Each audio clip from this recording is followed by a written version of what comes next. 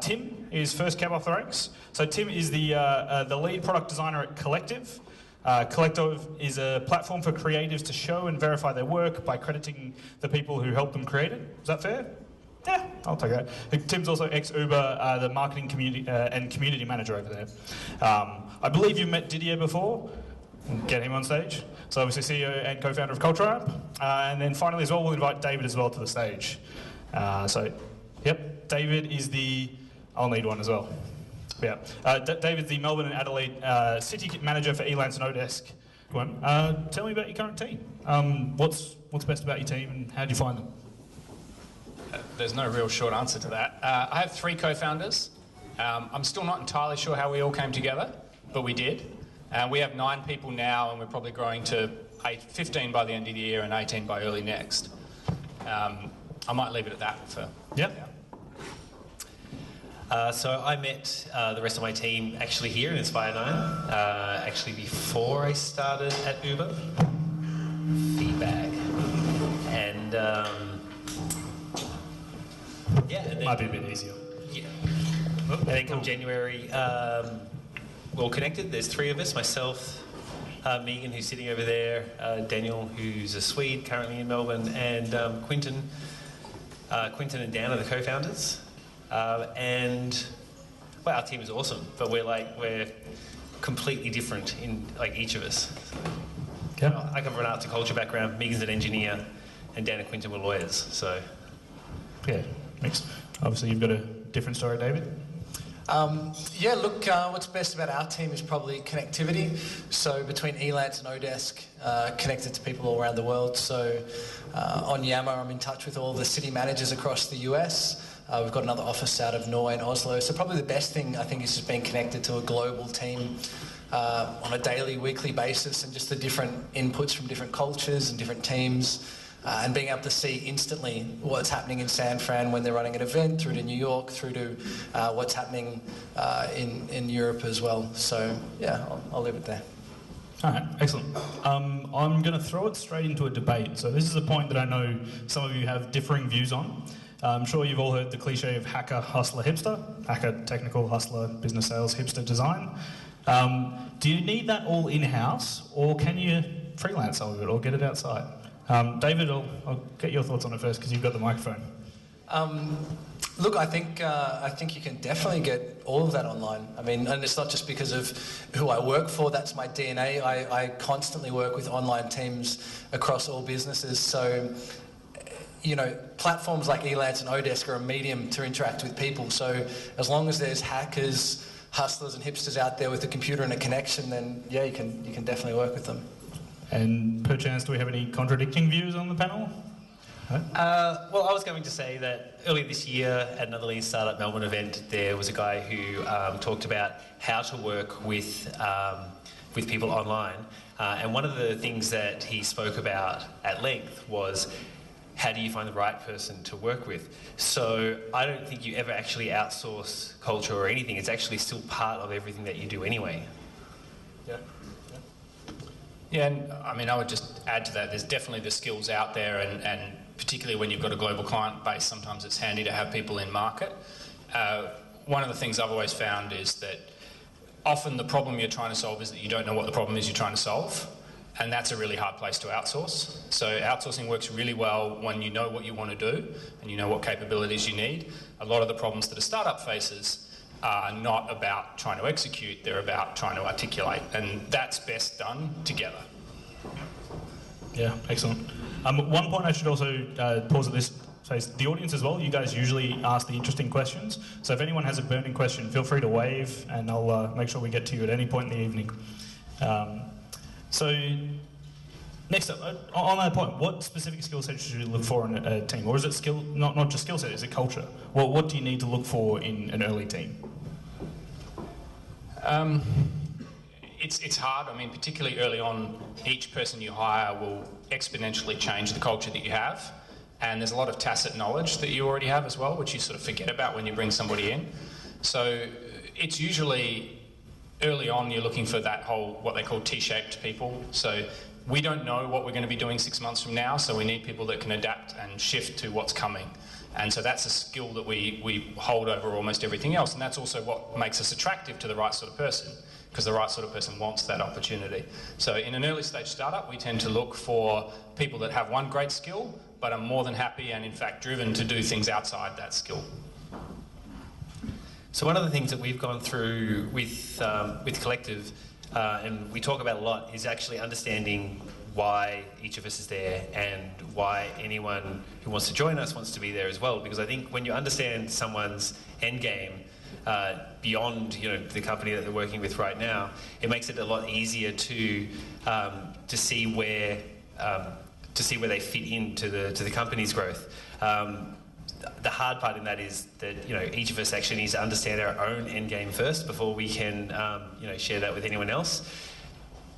We'll just put that aside. That's another thing altogether. But yeah, for us that's been really important, because it's not just they talk about timing's everything, and sometimes you will actually work with the person that you've always wanted to work with one day to achieve whatever it is that you want to achieve, but right now you can't for whatever reason. But you share the same vision, so that opportunity will come up again. Great. And look, at an early stage startup, I'd really presume you've got a team and you'd be hiring online to fill a specific need, and the way that might roll out is you'll develop a relationship with someone or you won't. So at that early stage, I think it's really, you'd be hiring online really just to fill a specific need, whether that's code through to design. But it is a great place to test a working relationship and get started. And I think organically things start to grow based on culture fit and clicking and what happens within a team and when everyone's why starts to align. So early stage, I'd really say it's probably more filling a need when you're hiring online. I've got a question though for you. Yeah.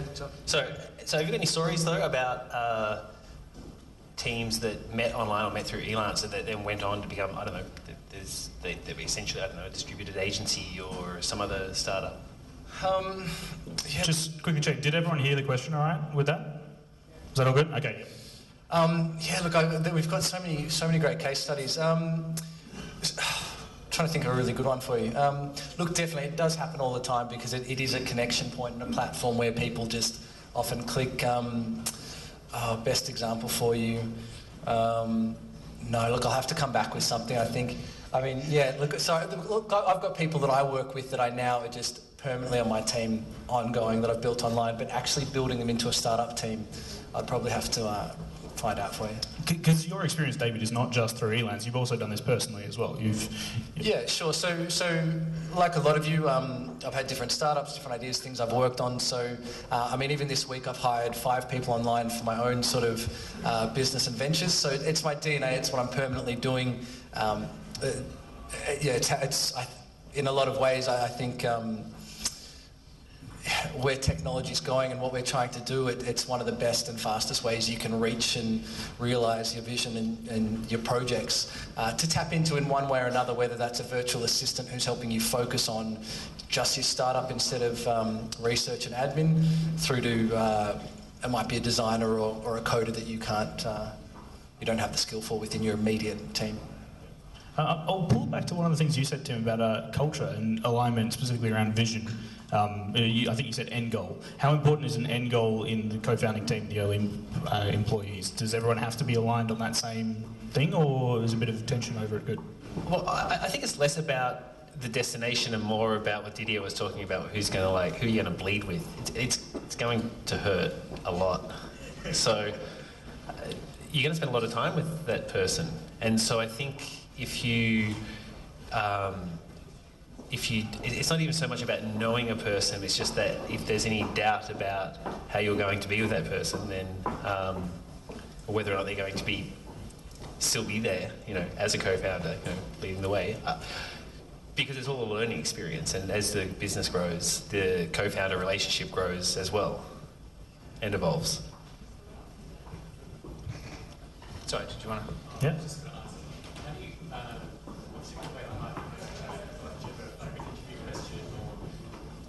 So the question was, what's the best way to hire for culture? Have you got a specific interview question? I'm going to add on to that. Can it be an interview question? Yeah. one of the problems with that is you actually have to have a pretty good understanding of your own culture, and that comes over time. I think there are things out there that you can learn about interviewing that do help. I'm quite a fan of a mode called behavioural interviewing, where you're looking at trying to understand what drives somebody. And the key thing you have to do when you're looking at that is there is no right answer. But there are appropriate ways that certain people are motivated. Some people are what you would call socially motivated, which is that they like interacting with other people. They get joy out of interacting with other people. And for certain types of roles, that's a really valuable thing to have. And if it's not there, it may not work. But that's more of a sort of dependent on the role. The actual culture itself it's a really hard thing to pick in an interview, because it should be deeper than that. There's no one question that will answer it. The only piece of advice I would give when it comes to interviewing is hypothetical questions are completely and utterly useless. Because whether they do it consciously or not, people will tell you what they think you want to hear. So where you are asking questions that you want an answer from, always, what did you do in some situation, and tell me about it. You'll learn much more. And the other thing, which I can just share as well, is from my own interviewing technique. I'm often more interested in how someone got from one role to the other than what they did in the role itself. Because I often learn more from hearing why that job ended and why the next one started than hearing whatever it was they were doing. So, for what it's worth. Look, one thing that I do definitely with job posts, so this is just filling a need. It's not necessarily building a team. When you're putting a bid out, when you've got a job that you want a lot of proposals on, I like injecting a bit of personality into a question. So one of my favourites is asking people to answer with who their favourite superhero is and why.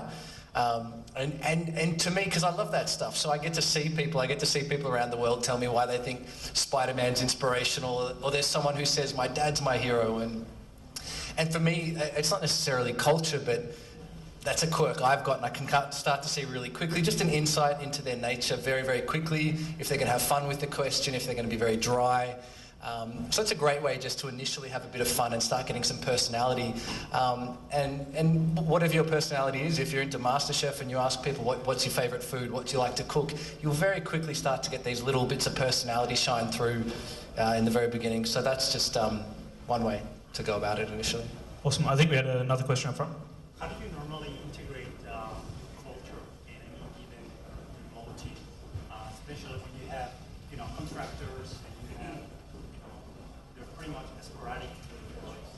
Do you want to answer that first? You've probably got more remote. Yeah, I'll just repeat the question for everyone. It was, how do you manage culture with a remote team? Yeah. So, Sure. Look, I think really culture, and I'm really keen to hear what you have to say about this as well. A lot of it's about intention. You obviously have to have that intention to infuse a culture within a remote team. And so it comes from what your intention is. If you want to be building a culture into your remote team, obviously it's about relationships, and it's about whatever your intention and your culture is, and building that in, whether that's through video conferencing, through phone calls, however you do that. Once you start with the intention that this is the culture that I want, you'll find ways to build that in. So an example from what I do, it was months before I even met the Sydney City Manager, so you'd call that a remote team, but we're weekly on Google Plus and Hangouts and Skype and video calls, so very quickly that culture's coming across, and it's really about relationship. So I think you have to have the intention. If you've got a remote team, you've got to bring them together and you've got to get them aligned, and you've got to make it a really big priority that you do want to bring that culture in, because if you've got everyone just on email around the world, it's going to be a lot harder to put culture in there. So I think intention and then action, and as much as you can bring people together through, definitely video is always best if it's unable to be in person, and then down the chain through to email and text being probably the bottom of the chain, I'd say. Yeah, so I've got two, stories about remote teams, right? So one was Uber, and when I started with Uber, Jace and I, who started at the same time, we were around 140 odd people in Uber, and now it's approaching 1,000 people, and across multiple countries as well. So this idea of culture was really interesting, because on the one hand there was this very singular public culture, so driven by Travis and his personality. But internally, there was a culture that had to grow amongst lots of people, all distributed, who came from different cultures and different backgrounds, and even the cultural difference between Melbourne and Sydney is pretty huge, right? It was also that you built it from the ground up in Melbourne. There was no one here before. There was no one here. Yeah, and with Collective as well. Dan, who's currently in Melbourne at the moment, actually is based in Sweden. Sometimes he's in LA and sometimes he's around. But you mentioned talking on video, is infinitely more communicative than say just text, and that's true. It becomes a bandwidth issue. And like all bandwidth, it's resources, because I would say that at least once a year, if you're dealing with distributed teams, there's nothing replaces that face-to-face connection, physical face-to-face in the same room with the other person connection that that getting on a plane and going to the other side of the world is obviously not tenable for every situation, but it's but it actually shapes the way in which you then subsequently communicate over all of these other channels. So it's constantly informing the other. Yeah, I mean, I'd just add to that exactly that. I mean, culture obeys the laws of thermodynamics as well. It entropies really fast, and remote teams make it exponentially difficult. So when I was running Rising Sun, we had an office in Sydney and an office in Adelaide, and I would shuttle between the two, and I'd be on the end of a call, and then I'd be on the end of another call, and I'd hear the person arcing up about what the person had said, and I'm like, I was there, that's not what they said, but that's what they heard. So having remote teams requires effort, more effort. It requires face-to-face, and ideally you want the face-to-face up front so that you can then rely on those other things, and you have to keep pushing it back in. To the point where, like, one of my co-founders is now based in the States. We have people in the States, and we said as founders that if we were going to open there, we had to go there. You can't have a remote team without being willing to put the time and effort into being there. Yeah, that's really interesting. Could I get you to just repeat the hierarchy of, because I blinked and missed it, and I think that was probably really interesting, the hierarchy of communication channels. Yeah, and look, and I think the guys did add that obviously one of the best things is that if you can initially have that face-to-face, and then subsequently you'll be able to interpret more accurately the other mediums. But if face-to-face isn't possible, obviously I'd say video followed by phone, followed by email, and then write down text at the bottom. Yeah, awesome. Cheers, yeah. So there was one topic that I poked at previously, and it was directed more towards you, Tim, and the irony is not lost on me of four white dudes on stage talking about cultural diversity.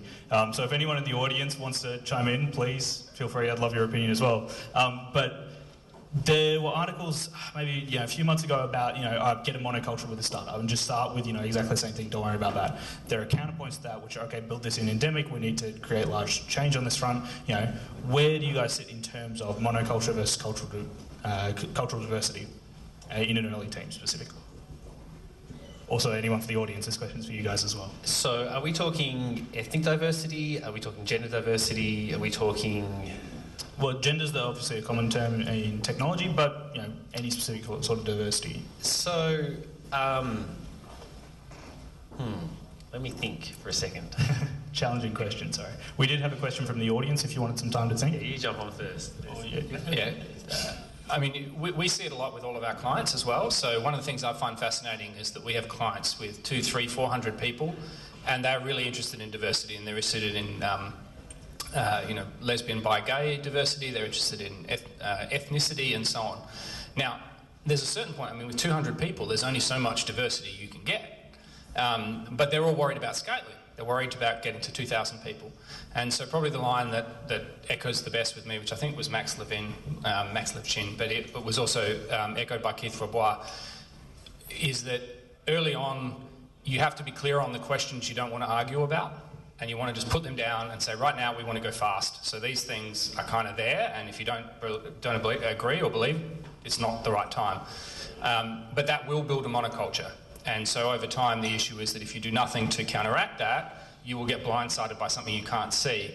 So the faster you grow and the bigger you get, the more incumbent the responsibility is on the culture to actively seek out diversity to stop itself from becoming obsolete. Yeah, actually, and that provides me now with a bit of a segue into back to you don't know what you don't know. So so we're talking about hiring, we're talking about co-founders, we're talking about many people. But if you already exist in a monoculture, then your chances of actually finding people who can fulfil any of those roles, any of those diversity roles, is pretty slim to none. Either because you don't know those people, and how do you get introduced, and how your networks, plugged into those networks, into their networks, or you've got a fear of the other already. So how are you possibly going to hire them? So it's tricky. But echoing what Didier said about you agree what you're not going to argue about, also comes back to understanding what everyone's end game is, and sort of why they're there, because there are going to be differences. But there are also some things that I think that co-founders especially need to call each other out on. Sexism is a big one. It's huge, and actually so ingrained, like people don't even notice it every day. And I think that needs to be called out, and I think that it's very it's hard. So are you going to go? It's rampant in the industry as well. I mean, you Sure. just need to look at the stats. But you can't ask that in a job interview. Will you call out all of this? Will you hire that person? So, so how do you go about building those things? I think it comes back to the founders and about their and about the people who are hiring, and about what their end game actually is, and about what they're willing to learn, and about how they actually go about learning to discover what they don't know.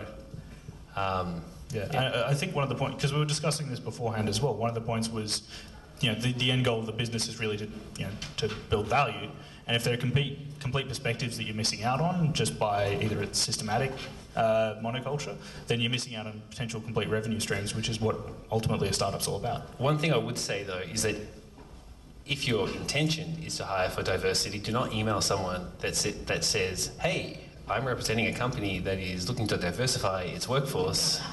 I'd like to hire you." Right, that's happened. Okay.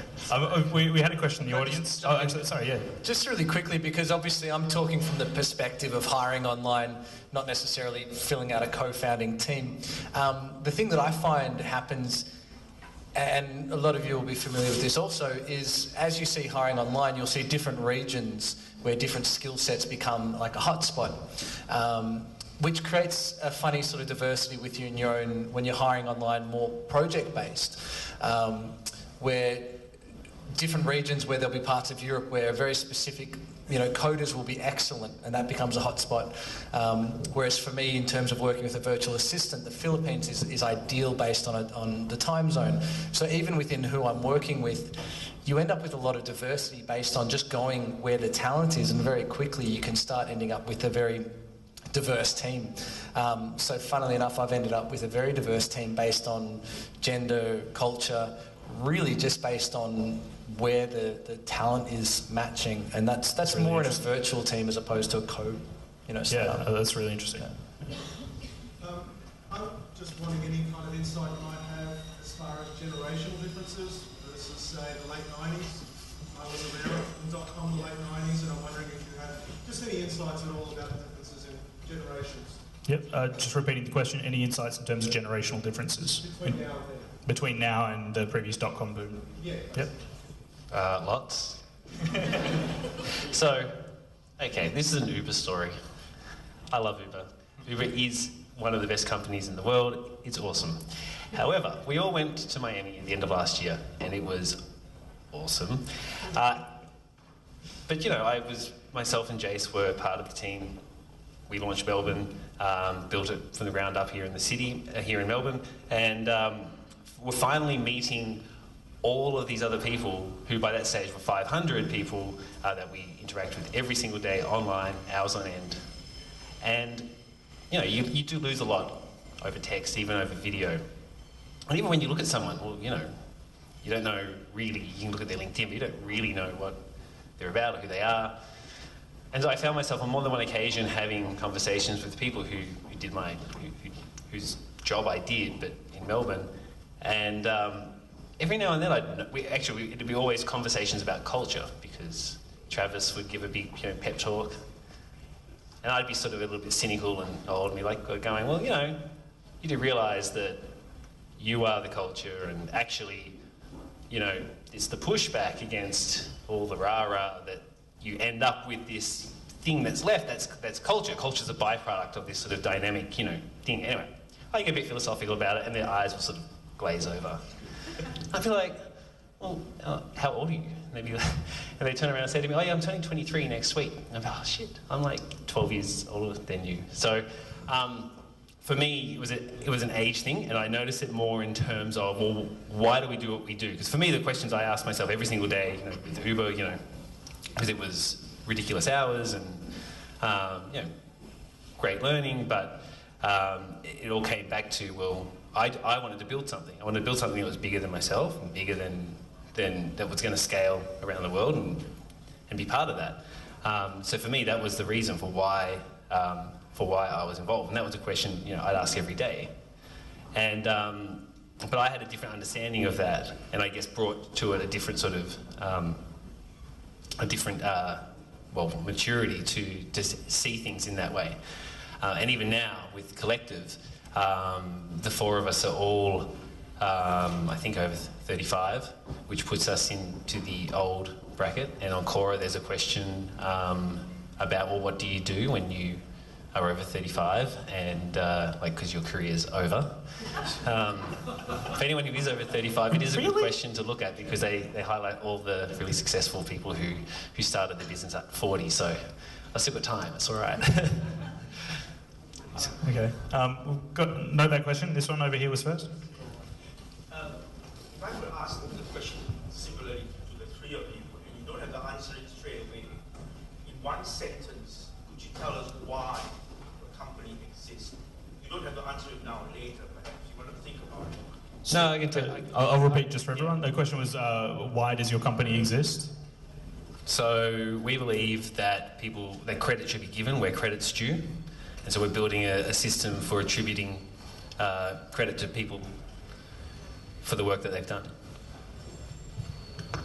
Yeah, for us, we believe the world should be a better place to work. So I work on a lot of boards of companies with people who are doing amazing things, and I look at it and think, we spend so much of our life at work. If I can make that working life a little bit better for a lot of people, then I've done something that's net good. So. Thanks. I really believe that we're a tool for entrepreneurs and startups and freelancers to get together and work together. So, yeah, it's really about equipping and enabling. Excellent. We had a question over here and then over here. Yep. Yes, so how do you, I wanted to have your perspective on how would you reconcile a culture of innovation with a culture that is dominating from the founders? So the question was, how do you reconcile an innovative culture with a very strong culture from the founders? Was that? Yeah? In the work we do, one of the questions that we like to ask if you're looking for a culture of innovation is, are you allowed to try things even if they won't succeed? So in my mind, the most important thing from a founder's point of view is to allow people to fuck things up. That's what innovation is. And what happens when companies get bigger is they get so worried about the risks of something going wrong that they forget about the risks of being obsolete when they don't make those improvements. So it's not that the founders have to set down the culture and that nobody can stray outside that. It's actually, if it's important to you to be innovative, and one of the things I always say to people, they say we have to be innovative. 9 out of 10 companies that think they need to be innovative do not need to innovate. There are actually very few companies that really need to innovate. So you have to be clear on why you need to innovate. I mean, a lot of the very successful Valley companies are not really innovating. They're just doing it way better than it's been done before. Or they're taking an offline model and taking it online. So if you really need to innovate, you've got to create a place where people can screw things up. So I really like the idea of dissent, because nothing's forever. So I'm assuming we're talking an employee-employer relationship, and it can be really hard to not ask for permission, but if something does screw up and things go bad and you leave, well, that's kind of okay. You probably didn't want to work there anyway. At least you'd figure that out in another month or something.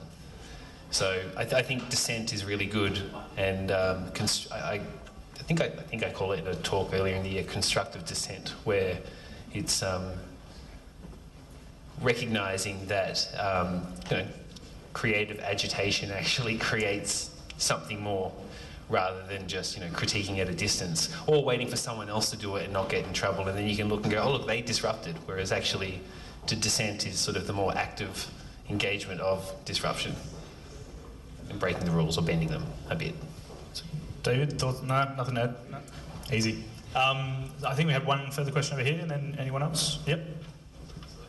So culture in a business at its early stages, it's created and defined by the founders, but as you've all mentioned, when you start adding new people to the team, the business, depending on their personalities and their values, the culture can change quite significantly, for better or worse. So, very quickly the culture can become something quite different to what the founders set out to achieve. So my question is it useful to measure culture at checkpoints or continuously to kind of see where the culture is at any given point, whether the culture needs to be recalibrated, changed, or maybe culture's gone better? That's an excellent question. It was actually the last one that I had on my sheet. The question was, can culture be quantified and can it be controlled? Is that a fair representation? Yeah. That's, I think, part of it. The other part was that I'm not a founder of Collective. I just pretend I am. And I'm still there. So, and yeah, the idea that can culture be quantified, well, whatever is quantified, or whatever is quantifiable from culture happened already. It's done, it's gone. And, Didier's whole business is all about trying to speed that up so you get a more closer to real-time sense of what that culture is. But you're always looking backwards whenever you're trying to measure it, because culture is that interplay between someone who says, no, it's going to be like this, and someone else who says, you're wrong. Well, you're sort of wrong, and you sort of figure out something else. Did you want to? Yeah, just quickly, because I'm also keen to hear what you have to say. My thoughts on that are that, again, as I said, I believe there's a lot of intention in culture, and it takes leadership. So constantly in companies I've been in where there's been a really great culture, it's constantly enforced. Enforced is probably the wrong choice of words, but it's meeting regularly and bringing together and discussing whatever the values are, but just having that led as well from the founders and led through the company, encouraging people to be a part of that vision and that culture, and just constantly making that happen. So I think in terms of not about measuring, but where it's just something it's the energy, it's the tone, it's the lifeblood of everything that's happening, as opposed to something that's stagnant and like that list of integrity and values and whatever. It's very actively in team meetings, and people are empowered to constantly be within the tone of that company, the culture that the founders want to set. So I believe there's a strong element of leadership from the founders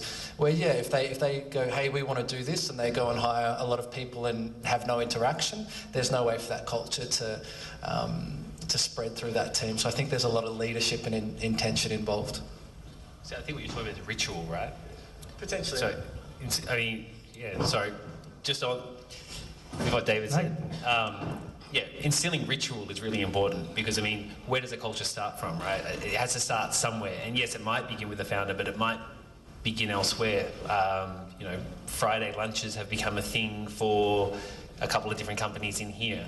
And it sort of begins, and then there's a rhythm to it and a repetition, and it suddenly becomes a ritual for Fancy Fridays or Pirate Tuesdays at a couple of startups. Yeah.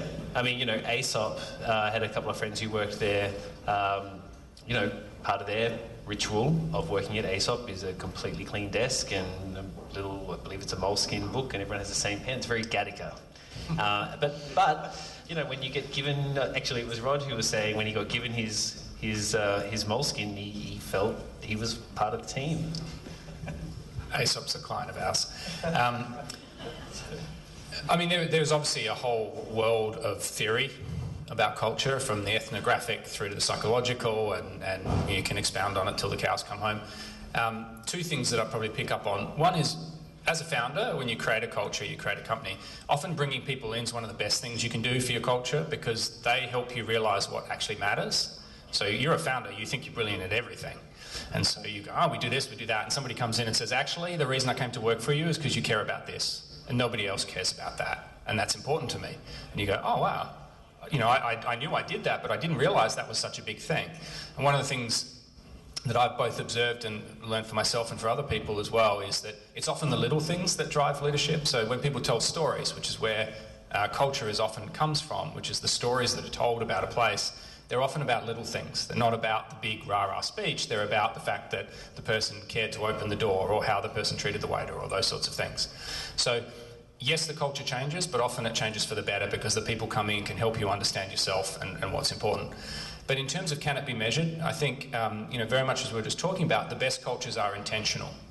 So I believe in the combination between the two of brand and culture, and a guy that I work with says about brand is what happens in someone's mind when they hear your name. Culture's like that too. Culture is what's the thought that goes off in someone's brain when they think of your company, if they've worked there. And you can choose to control that, or you can choose not to. And so the best companies are ones that very carefully and very deliberately think about the experience they want their people to have, and then do the things that need to be done to make that happen. And that's both very simple and horrendously difficult to achieve. But the companies that do it well care, and they put in the effort, and they build the rituals, and they do all these things because what they want to do is influence how you feel about the company to create that experience, because that then drives the brand and everything else. Excellent. I think we had a question in the centre, and then just behind. Yep. What are the differences in culture if you talk about organizations which work a lot with volunteers and are non-profit? So was it not-for-profits, and what was the other one, sorry? Non-profits and working with volunteers. And volunteers, right. So, yeah. Do you guys see that? Yep. Okay. That's even more challenging.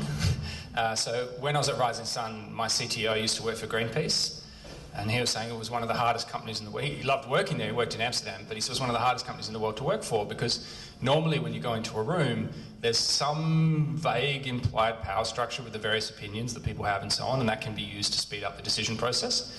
Whereas when you're in a not-for-profit or in a volunteering situation, everybody has an equal reason to be there, and they've given up things to be there, and it's a moral reason, which is very often a lot more powerful than what it is connected to the organisation. So my experience with the companies that we've seen is that when it's done right, it's the most powerful culture you can possibly get. Unfortunately, it's also the hardest. So, I mean, if anybody has a look, there's a place called Possible that's just put out their Culture Code deck, which is beautiful. Room to Read also does an amazing job talking about their culture.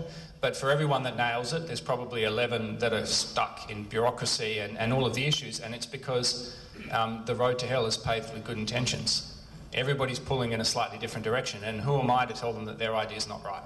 Whereas in a company, at the end of the day, you are able sometimes to say, well, we're trying to get something done here, let's move on. So it's challenging. I was going to add, I used to run a non-profit, independent, artist-run initiative, Art Space up the road. It was challenging. It was also challenging, particularly because you have people who are very driven by a mission, or by conviction, or by belief in in the case of the arts, there's a belief that government should fund art. It should be there. It is actually what creates the culture, but the interaction was with the corporate realities of seeking out government funding, how to measure and deliver that value. And you can imagine with say, installation art, it's difficult to directly correlate the presentation of that particular show and the money that was spent on it with employment outcomes or whatever it is. So to answer your question, though, it's about any advice on that, about how to work with those people. I think it comes back to what Didier was saying about how people pick up on different things that you don't even realise. And if you're someone who's working in a role, whether it's paid or at least more senior somehow with a non-profit, that the volunteers and everyone actually probably see something that's very different to what you see, and trying to figure out whatever it is that they see changes everything completely. It doesn't make it any easy. It does make it easier to work with. It's not an easy process to discover what that is, because everyone is different. Excellent.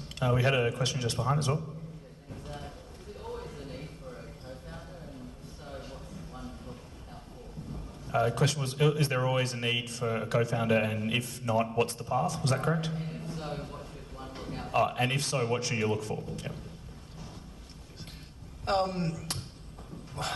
Personally, my belief is, look, it's a very individual question, and it would tie into what kind of startup someone was looking at doing.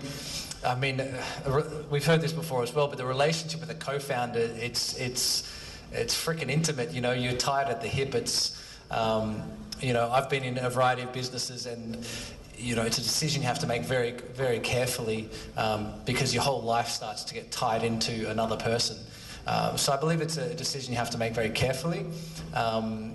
And so I definitely believe that you can start up without a co-founder, but startups can be difficult enough on their own without having someone to kind of build the vision and be, you know, shoulder to shoulder with you and bleed with you. So I definitely believe it can be done. And sometimes I think it's been mentioned here before at Startup Victoria, I think you've got to look very carefully at why you are getting a co-founder, because it's such an important relationship that has profound implications for across your life and business. So I just think you need to make the decision carefully and for the right reasons, not just so you've got a buddy to work with or someone to do things with, because it's your life, it's your business, it's your vision, it's your dream. So I think some of the things that Lean Startup Victoria are doing is great, because it's bringing people together, and you've got the community aspect. You can always find the talent, but I'll just really consider the why you're getting a co-founder and make sure that you're very heavily aligned in a range of areas. Well, I'd actually take it one step back. I'd be like, well, why have a startup and why do a business? And it all starts to get a bit philosophical, but I think it's an important question, because like why do anything? And you don't know what you don't know, and people, you know, who's going to call you out about those things if you're completely on your own. But just for a slight tangent, who knows or who remembers the KLF? Yeah, okay. Yeah, so this is really actually quite serious, because I've just started rereading or have rediscovered. Who's heard of the book that they wrote, which is called The Manual? Yeah, I reckon this should be put on startup reading list. So The Manual is a guide to how to make a #1 hit the easy way. And they talk a lot about why you need to have a partner in crime to make your #1 hit. And it boils down to politics, but you do need someone else to give you the credibility for it. And actually, a lot of the stuff that they write about making a #1 hit, you can directly apply to startups, and almost verbatim. So that's it. Do you need a co-founder? Yeah, maybe. Is it your life? Yes, it is. There's plenty of other hits that you're going to make. Yeah, so I started ColdTramp by myself, and then a year and a half in, or year in, I took on 3 people as co-founders, and in fact, I was sitting next to 2 of them at an earlier version of i9. We sat next to each other for 6 months, and then we kind of had this crazy thing where we looked at each other and said, we should be working together. And we said, okay, we do that. And then they said, by the way, when we were going to start our business, we're going to bring this 4th guy or 3rd guy in. So if we're going to do it, we want him in too. And so I went from owning 100% of the business to owning 25% of the business with one person I hadn't yet met. Well, I met him at that point. And one of the things that went through in my head was, if I believe in these 2 guys, I've got to believe in their judgment too. And that if they think this person is the right guy, then if I believe in them, I should believe in him. And it was the best decision I made. I still don't quite know how it happened, but it did, and I'm eternally thankful. I think that, you know, the music's actually quite a good analogy. You know, do you need more than one person to start a band? You don't really, but most people do, because it's a long journey. And I think probably the best test is whatever idea you have today will fail, and the one after that will fail too, probably the third, and you might be lucky on the fourth. So you know you've got the right people when you're willing to keep going till you find something that will work. If you're only in it for the plan you have today, and if that doesn't work out, you're all going to work out your options, you're not co-founders. Co-founders are people that are willing to come together. When everything's gone, they'll still be standing. And so that's the way I like to think about it. And if you can find someone you're willing to do that with, you'd be crazy not to. It doesn't mean you shouldn't start a company. If you don't, you may find them later. Excellent. We're just on time, so this might be the last question. We meet people in person, we can talk online, but I would say probably 90% of our time is on email or platforms. How do you bring culture and what can you do into that? How do you bring culture into a technical realm? Yeah, because these guys have spoken about in person and stuff. Yeah, I mean, that's actually a really interesting point, because one of the things that you see a lot in some of these fast-growing companies is and particularly global ones, is a focus on asynchronous rather than synchronous communication. And I have to say, in my experience, asynchronous doesn't work very well, because it's really easy to get passive-aggressive in asynchronous. So I'm always a fan of jumping on the phone or jumping on Skype or whatever it is and trying to sort it out at the time. I mean, at the end of the day, you've just got to use the tools that are at your disposal. Interestingly enough, people were creating communities and so on when it took 2.5 years to travel from one part of the world to another. And so we've got it easy today. It's not actually that hard to get on the plane and go somewhere and talk to somebody. You're absolutely right that the bulk of communication is still done in other forms, and so you have to be clear what those forms are meant to mean and do, and you need to understand the preferred ways of working. But I think more than anything, you have to be willing to hurt a little bit to make culture important and not go, well, I sent that email, I shouldn't have to worry about whether somebody read it or not. Because if you do that, it's a slippery slope. Just quickly, look, I think it's really about your priority as well. It's very tempting because everyone's online in front of a computer, and your metrics are based around output and what everyone's doing. And if you are running some sort of a virtual office, you really need to make it a priority, if culture is important to you, to actually, if you're doing it in a virtual sense, the water cooler moments don't happen, the lunch doesn't happen. So you actually have to be planning and scheduling this in, that if I'm gonna run an amazing team with great people that I connect with, you have to have time to connect. So if you're looking at it that you've got 90% on platforms, 10% on email, there has to be some sort of team culture time and I would say, again, bringing in personality that kind of, as closely as you can. You've got to connect with people. So however you can facilitate that within your team, you need to make it a priority so that everyone's not just crunching and grinding and communicating, but there's like a normal team where you're having a joke, you're creating that space where people can interact in a way that's really, really healthy and good for the culture, I believe. So just last quick thing, it comes back to what is culture? Culture is an idea about something else. There's how we relate to each other interpersonally, but culture is also something around which we can come together. So in the case of Uber, like most cities for most of last year, only had 3 people in them. And when you're building something from zero, what is the culture of an office of 3 or 2 for Melbourne? Most of the time in Melbourne, it was 2 people. So what is that culture? And for us, it was actually around the people initially in Inspire 9, and then at the next office that we were in, that sort of became the culture of those spaces became our culture, at least the culture for Uber Melbourne, and. It was through that and through the events and promos that we did that the other cities and the other teams were able to then come together around, that's their culture and that's how they do it. And we all had a slightly different version of doing it, but it all went back to the bigger story of what Uber was. Excellent. All right. We've talked a lot about culture this evening, so I'm guessing that's going to be a central point around creating and leading the perfect team. If not that, one last sentence on what the most important part is, or would you all say it's culture?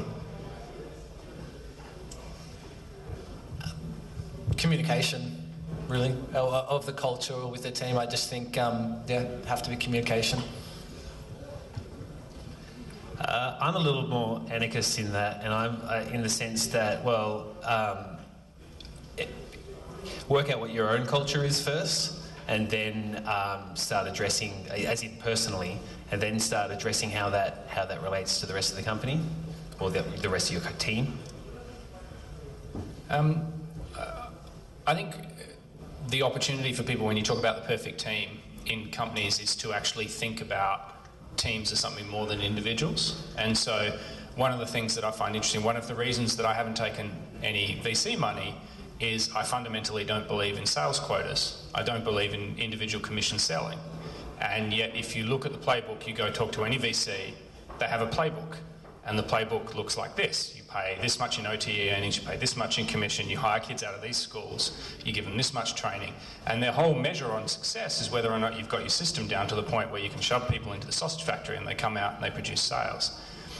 I personally believe that that's 100-year-old psychology. It doesn't work, and that there is a better way of doing it. And a lot of that comes down to measuring value at a different level. And it's not looking at the individual and trying to measure whether that individual cog is producing something, but saying, what as a group are we producing, and can we measure at that level? So I think the perfect team is one that produces value at the team level, rather than just being A, B, and C and what they add together. Excellent. Yeah. Last addition. Could you say that the perfect team actually creates value that's greater than the sum of the individuals that make up that team? Sorry. I mean, yes, you can, but I think it's more fundamental than just thinking about the team being synergistic. It's actually about we measure the wrong things when we measure organisations because we think we motivate people by giving them a goal at the individual level. You end up with suboptimal results because everybody's optimising their patch. You have to go 1 or 2 or 3 levels up so that everybody's pulling to a higher goal so you can get there. So it's about realigning people around what a team can be and what that means in an organisational context. Excellent. All right.